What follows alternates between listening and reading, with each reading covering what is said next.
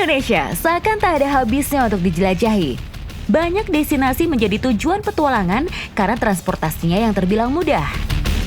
Namun beberapa tempat dengan pesona alam yang tersembunyi terletak di pelosok. Untuk menuju ke sana dibutuhkan transportasi khusus. Mulai dari motor modifikasi,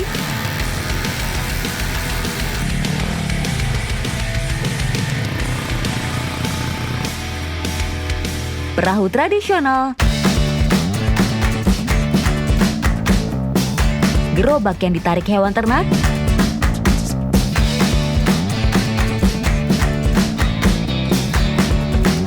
hingga transportasi yang tak lazim, traktor.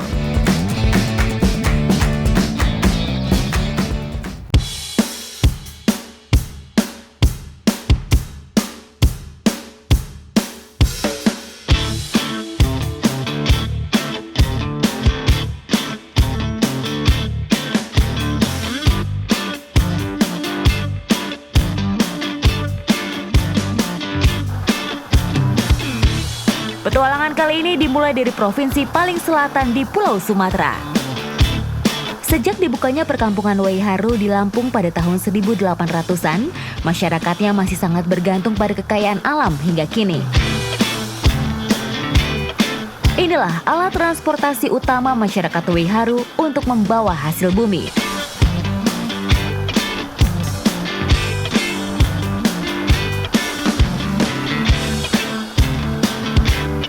Kebiasaan masyarakat Waiharu, karena memang ini daerah yang cukup terisolir, jadi kalau kita mau ngedapetin uang, salah satunya adalah menjual hasil alam dari desa mereka ke kota. Jadi apapun, beras, kopi, sayur-sayuran, mereka kirim pakai gerobak sapi. Medan yang kita lewatin akan banyak banget, akan ada sungai, tanah. Sekarang siap perjalanannya dulu, siap-siapin, di packing. Jadi semuanya aman. Ikuti jejak saya, jejak petualang.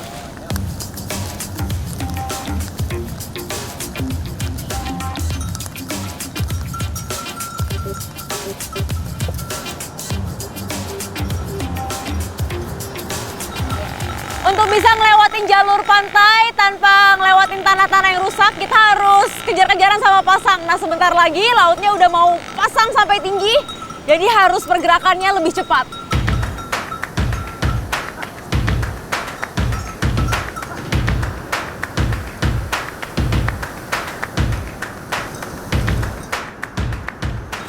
Pasir sudah dilewatin, tanah sudah dilewatin, kali ini muara.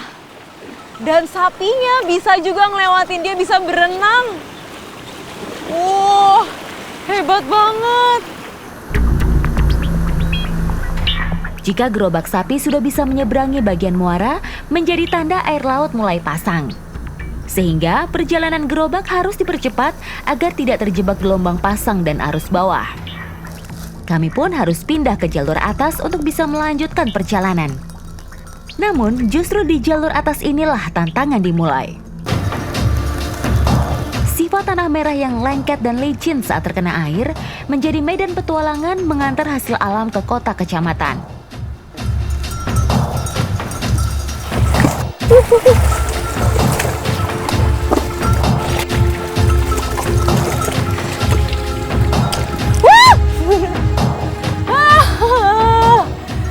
Makin jauh kita lewat jalur tradisional, semakin parah jalannya, dan karena ini dari tadi pagi hujan terus, jalannya semakin licin, jadi medannya semakin ekstrim. Gerimis yang terus menemani perjalanan kami membuat jalur gerobak semakin banyak digenangi air. Tumpukan lumpur yang menempel di ban gerobak juga membuat langkah sapi semakin berat. Jarak tempuh saya dari Waiharu ke pasar sebenarnya cuma berapa, Bang? 17 kilo. Cuma 17 kilometer. Tapi karena jalannya parah banget dan muatan kita juga lumayan banyak ya, Bang. Jadinya perjalanannya pasti dijamin memakan waktu lama. Ayo!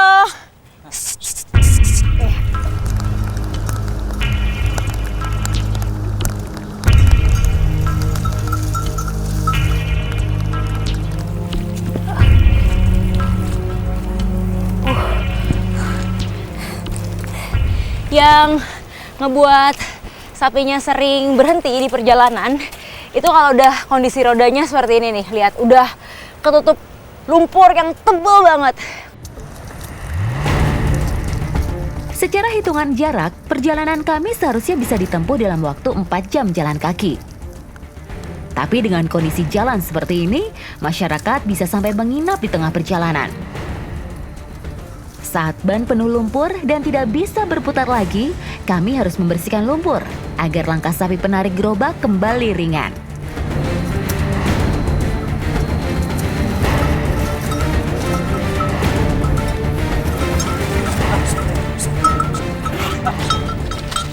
Saya nggak bisa bilang apa-apa lagi selain ini jalanannya memang sulit sekali. Lumpurnya benar-benar dalam. Jadi sapinya juga susah banget buat lewat.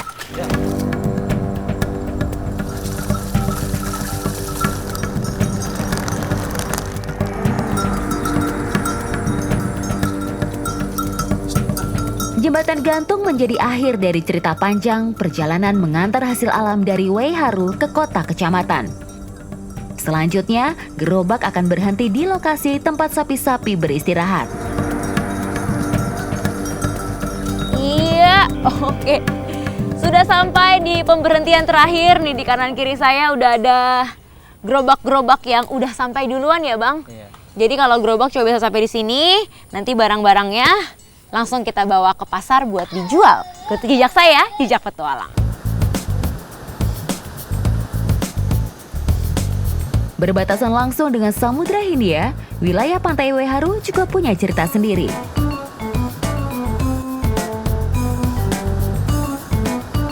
Saya sama ibu-ibu dan bapak-bapak lagi ada di pantai, di sebelahnya kampung Waiharu. Nah, sekarang kita lagi cari lauk makan siang. Lauknya adalah cacing laut. Ikuti jejak saya, jejak petualang.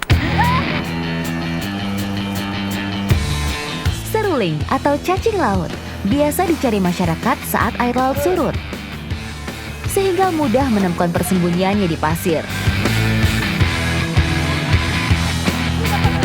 Wih, ini dia yang kita... Ya, kabur! Licin banget dan warnanya transparan, jadi begitu dia lepas dari genggaman saya, langsung masuk lagi ke pasir ya, Bu? Iya. Susah lagi dicari. Weh, tapi dapat lagi. Nah, sini. Lepas. Nah, ini. Ini dia, lihat nggak di tangan? Ini yang namanya. Ini. Nah, ini yang udah lemas. Ini dia yang namanya seruling. Ini menurut saya lebih besar daripada cacing laut pada umumnya. Tuh. Alat berupa gancu pipih cukup efektif untuk bisa mengeluarkan binatang buruan kami keluar sarangnya. Ya! Nih, jadi cara nyarinya itu ada 2 cara. Yang pertama dilempar, yang kedua tangan kita ada di ujung pisaunya. Jadi begitu ada nyangkut langsung kerasa. Nih, salah satu yang saya dapetin. Lumayan besar ukurannya. Nih.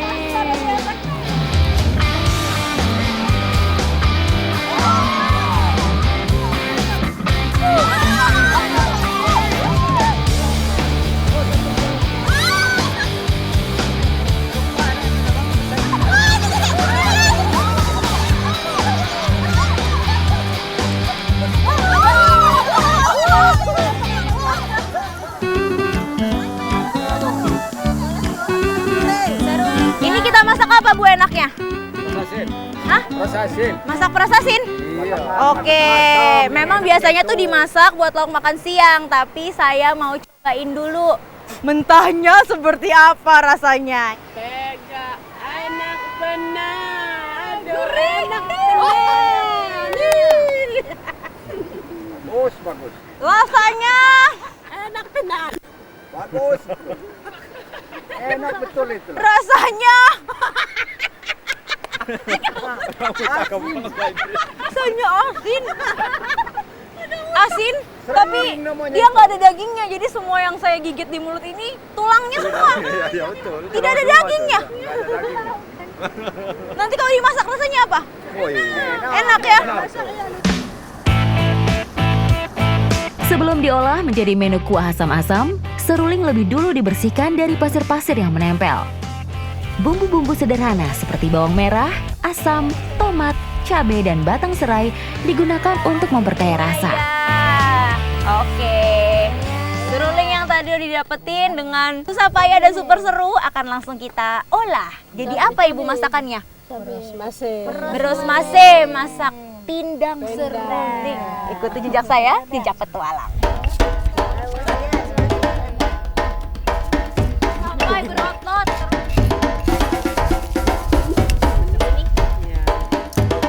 Kalau masak pindang seruling ini ternyata beda. Jadi kita nggak rebus dulu, habis itu baru dikasih bumbu ya Bu. Tapi ini sebelum dimasak, dijadiin satu semua sama bumbunya. Udah kelihatan ya serulingnya menggelepar-gelepar. Salah satu alasan kenapa bumbu harus masuk lebih dulu adalah supaya rasanya bisa lebih meresap ke daging seruling. Jadi kalau di sini kita nggak harus pas-pasin ukuran tungkunya, cari-cari batu, tapi langsung aja pakai ini kulit kayu apa? Kayu baru. Pakai kulit kayu baru digantung, jadi panasnya tuh lebih meresap semuanya ke atas. Tak perlu menunggu lama, sekitar 15 menit asam-asam seruling sudah bisa kami nikmati bersama.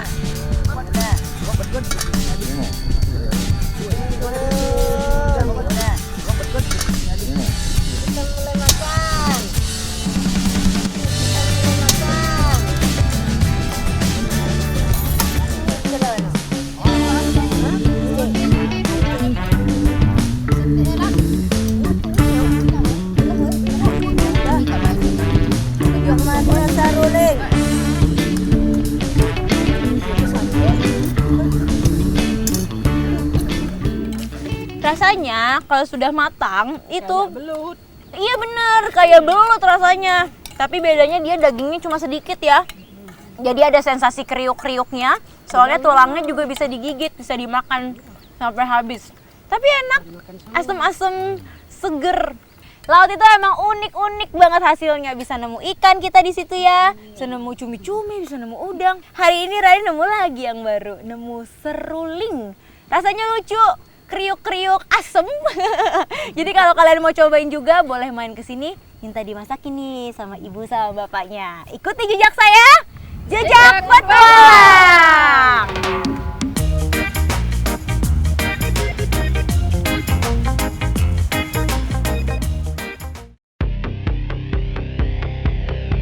Petualangan masih berlanjut. Kabupaten Bone Bolango di Gorontalo menjadi destinasi kami. Perjalanan kita ini bakal makan waktu yang lama banget ya Om ya. Prediksinya sih 5-7 jam, tapi kita nggak pernah tahu cuaca panas, cuaca hujan. Nah inilah fungsi atap ini diciptakan supaya kita terlindung dari matahari dan hujan. Ini salah satu cara yang kreatif banget. Jadi come on Om, kita mulai petualangan. Desa Pinogu yang dituju kali ini bukan sekedar desa, lokasinya sangat terisolir. Kayak gini nih kita nggak pernah tahu apa yang bakal dihadapin di perjalanan, makanya ojek-ojek ini setiap ke atas itu mereka wajib bawa peralatan sendiri kayak pompa, terus soft breaker cadangan, busi cadangan supaya perjalanannya tetap bisa lanjut terus.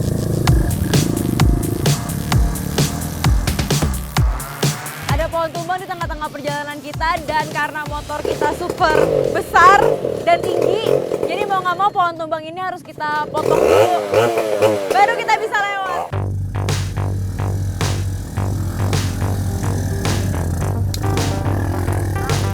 Untuk berada di balik kemudi ojek Pinogu, butuh penguasaan medan yang mumpuni.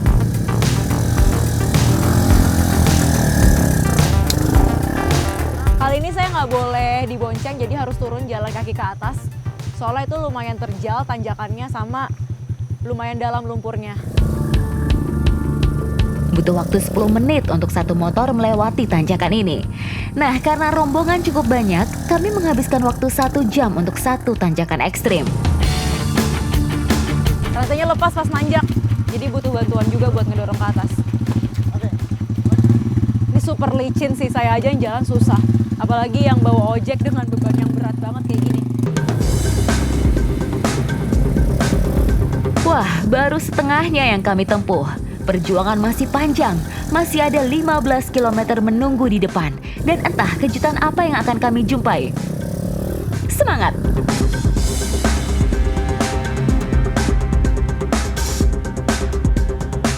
Sampailah saya di Desa Pinogu. Amin, dengan selamat, barang-barangnya semuanya selamat. Coba bisa dilihat dari muka saya. Kira-kira berapa lama perjalanan yang harus saya tempuh? Dari estimasi 5-7 jam, ternyata perjalanannya jadi 12 jam. Penuh perjuangan tapi menyenangkan dan seru banget. Pagi yang sejuk menyelimuti Desa Pinogu. Rasa lelah karena perjalanan panjang sirna sudah. Wilayah yang memiliki luas 5 kali lebih besar dari kota Gorontalo ini dihuni 3.000 penduduk. Mayoritas masyarakat Pinogu punya kebun kopi sendiri. Dari desa terisolir inilah dihasilkan kopi bercita rasa tinggi. Luas kebun kopi di Pinogu 270 hektar. Jumlah pohon kopinya jauh lebih banyak dibanding jumlah penduduk di desa ini. Kopi jenis Robusta tumbuh subur di Desa Pinogu. Cara olah kopi Pinogu masih tradisional. Itulah mengapa produksi kopi Pinogu tidak dapat dilakukan dalam skala besar. Roasting coffee. Lagi sangrai kopinya dari biji supaya berubah warnanya nanti jadi hitam ya Om. Sampai hitam prosesnya sih kurang lebih sekitar 1 jam. Semakin banyak biji kopinya, semakin lama pula proses sangrainya. Aroma sedap khas kopi Pinogu menyeruak kemana-mana.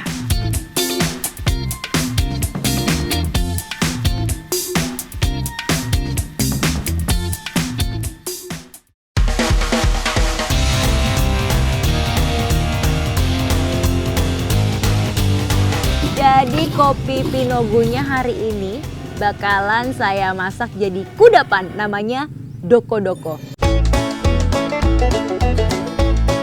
Masyarakat Desa Pinogu suka sekali membuat makanan manis. Singkong, parutan kelapa, dan gula aren jadi bahan utama. Gula aren lebih dipilih ketimbang gula pasir karena manisnya lebih legit. Warnanya juga menjadi ciri khas doko-doko. Ini dia nih yang unik. Adonan dicampur kopi. Aroma manis gula dan kopi beradu apik. Seketika langsung menggugah selera makan.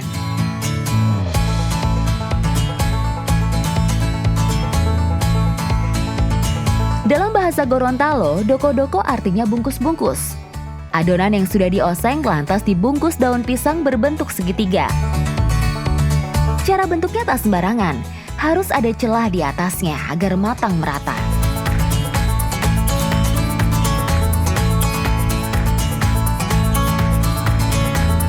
Doko-dokonya bakal kita kukus selama 30 menit. Nah ini dia kudapan saya.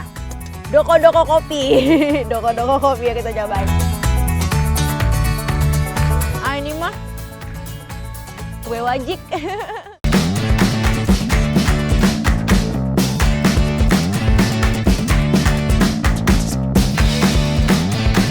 Perlengkapan sudah siap, kini saatnya berangkat dan berpetualang.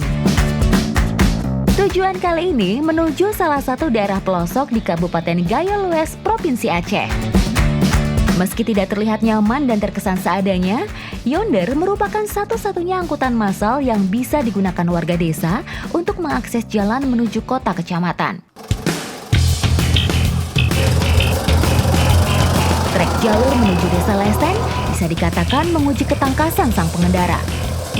Hutan perbukitan dengan tanah liat berlumpur, jalan berliku, menanjak serta menukik curam harus ditambah dengan lubang yang menganga di depan mata. Tak heran sang supir hanya bisa memacu angkutan ini dengan kecepatan 3 km per jam.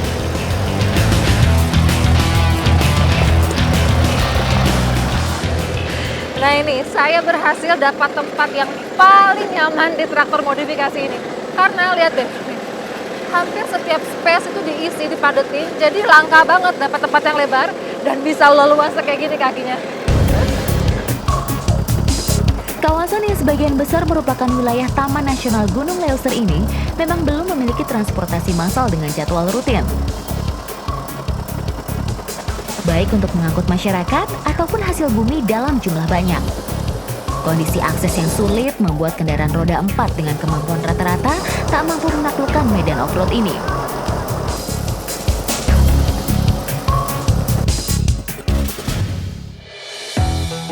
Melintasi jalur off-road seperti ini selalu ada hal yang tidak disangka. Yang lumrah adalah kerusakan mesin atau roda yang terperosok sehingga membuat posisi mobil terjebak dalam kubangan lumpur. Solusinya, penumpang harus turun agar beban muatan berkurang dan traktor dapat menaikkan kecepatan.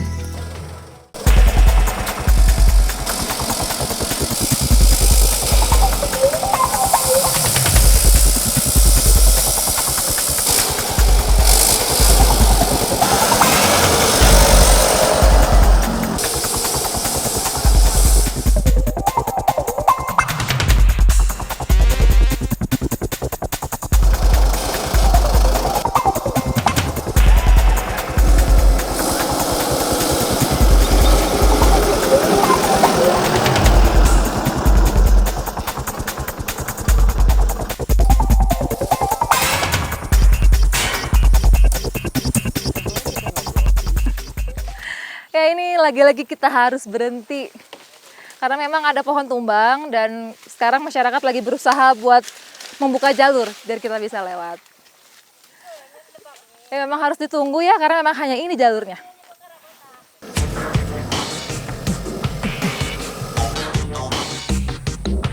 Rute dari ibu kota kecamatan menuju Desa Lesten sebenarnya hanya 18 km. Namun karena kondisi trek yang berat, perjalanan berkendara kali ini memang terasa begitu menguras tenaga.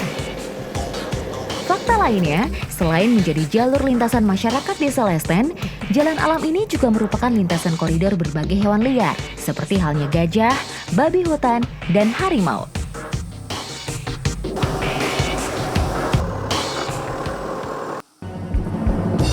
Setelah menempuh perjalanan hampir setengah hari, rombongan pun sampai di Desa Lesten. Suasana yang masih alami menyambut kami.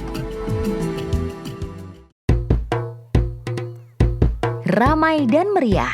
Seluruh warga berlomba-lomba masuk ke sebuah kolam di tengah sawah. Tak ada yang takut kotor, karena momen langka inilah yang sudah lama dinanti warga. Biasanya gini nih, hebohnya kalau masyarakat Desa Tinggi lagi berburu ikan di kolam peruruman. Saya nggak mau ketinggalan. Ayo, ayo. Di mana? Tanah Gayo dikenal memiliki kekayaan budaya yang tinggi dan syarat filosofi peran sosial. Bagi masyarakat Gayo, momen bersilaturahmi tidak hanya pada budaya minum kopi ataupun hari-hari besar.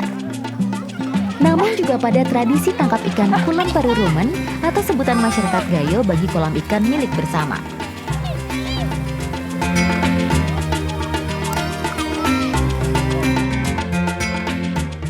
Jadi emang ini tanah sawah yang dibiarin alami buat tempat tumbuh kembangnya ikan.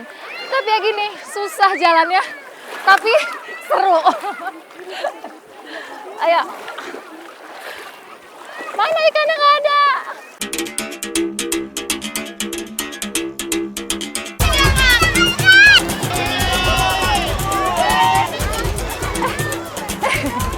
Dapat satu, lumayan dapat gurame nih. Jadi memang ini nih kolam perurumen event tahunan di Desa Tetinggi ini. Ini kolam yang dibikin masyarakat, dijaga masyarakat, dan juga dipanen sama masyarakat. Setahun sekali, pantes nih, heboh banget. Iya, iya. Wah, gede banget ikannya. Besar banget nih ikannya nih. Boleh Pak? Oh. Jika didapati ada warga desa yang mengambil ikan di luar hari yang ditentukan, maka ada denda yang harus ditaati. Setidaknya ada angka nominal yang tidak sedikit yang harus dibayar oleh sang pelanggar. Kegiatan seru ini telah menjadi tradisi turun-temurun selama ratusan tahun di wilayah Gayo Lues. Kayaknya jatah ikan buruan saya udah diambil duluan sama masyarakat. Tapi gak apa-apa, yang penting bukan jumlah ikannya, tapi ini nih, kehebohan, silaturahmi nih, kebersamaan masyarakatnya. Itu yang penting. Benar?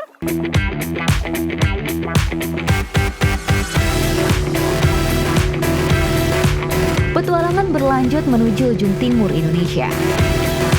Boven Digul, salah satu kabupaten di tanah Papua yang berbatasan langsung dengan Papua Nugini. Di masa Belanda, kabupaten ini dikenal dengan sebutan Digul Atas. Petualangan kali ini mengantar saya untuk mengunjungi salah satu suku di pedalaman Papua.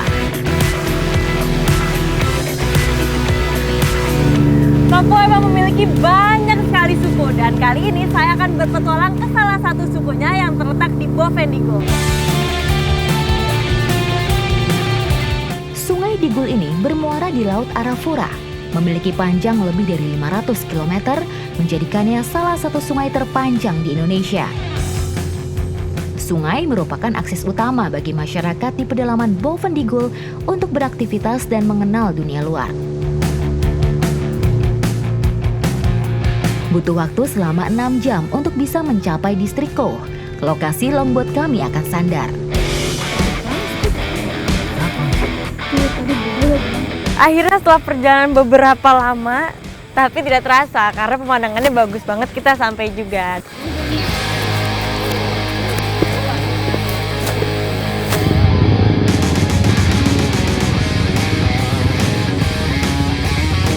Dari Koh, lokasi suku Kombay yang akan dikunjungi tinggal. Kontur tanah yang berlumpur serta kubangan air menjadi tantangan tersendiri bagi para rider motor di sini. Butuh pengalaman dan stamina ekstra untuk bisa melahap jalur-jalur seperti ini.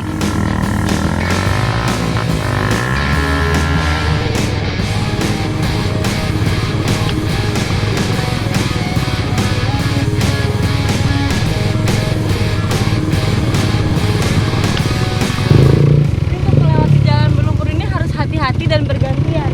Padahal semalamnya tidak hujan.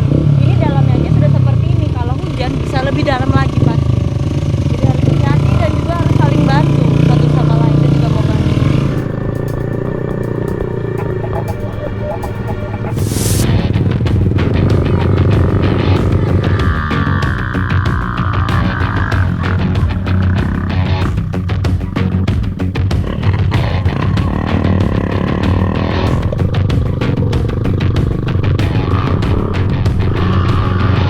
Berjam-jam melewati perjalanan ekstrim, akhirnya kami sampai di tujuan dan lelah kini terbayarkan.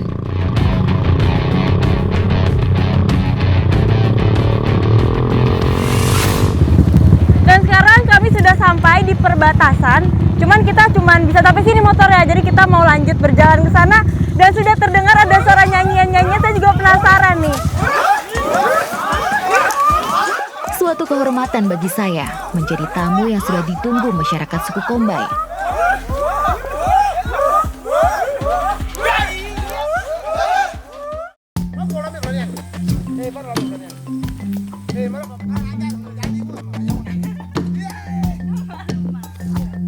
Inilah rumah tinggi, kebanggaan masyarakat Kombay.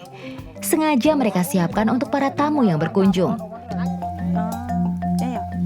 Di wilayah Boven Digul, kini hanya suku Kombay dan Korowai saja yang masih menggunakan rumah tinggi atau rumah pohon untuk ditinggali. Dinding rumah terbuat dari kulit pohon sagu, dan daunnya dimanfaatkan sebagai atap. Tali rotan digunakan untuk merangkai dan mengikat setiap kayu, sehingga menjadi konstruksi rumah yang kuat untuk ditempati. Menurut kepercayaan mereka, semakin tinggi sebuah rumah, maka semakin aman buat penghuninya.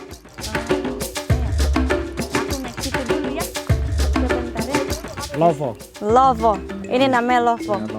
Jadi untuk naik ke atas rumah tinggi harus naik tangga dari bagian dalam yang namanya Lovo. Tujuan rumah tinggi dibuat di atas pohon tak lain untuk melindungi dari bencana alam, seperti banjir, kebakaran, maupun menghindari serangan hewan buas. Baru kali ini, saya harus berpacu dengan adrenalin sebelum bisa beristirahat.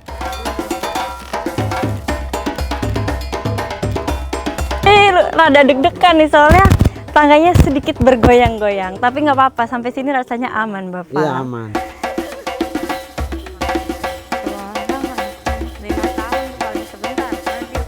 Wallina ini kuat sekali, jadi bisa memuat sampai 10 orang dewasa plus anak-anaknya. Dan di dalam ini kita bisa buat api, bisa buat bikin masakan, minuman, untuk hangat-hangat juga bisa. Bapak, saya mau masuk. Hujan pun tidak hujan.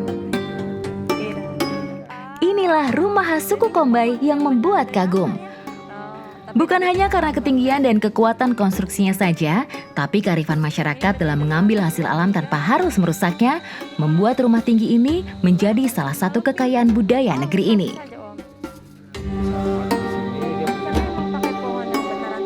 Jadi ini pas sudah masuk ke dalam, rasanya tuh lebih kokoh. Kalau di luar tuh sedikit bergoyang-goyang. Nah ini kokoh karena memang menggunakan pohon aslinya.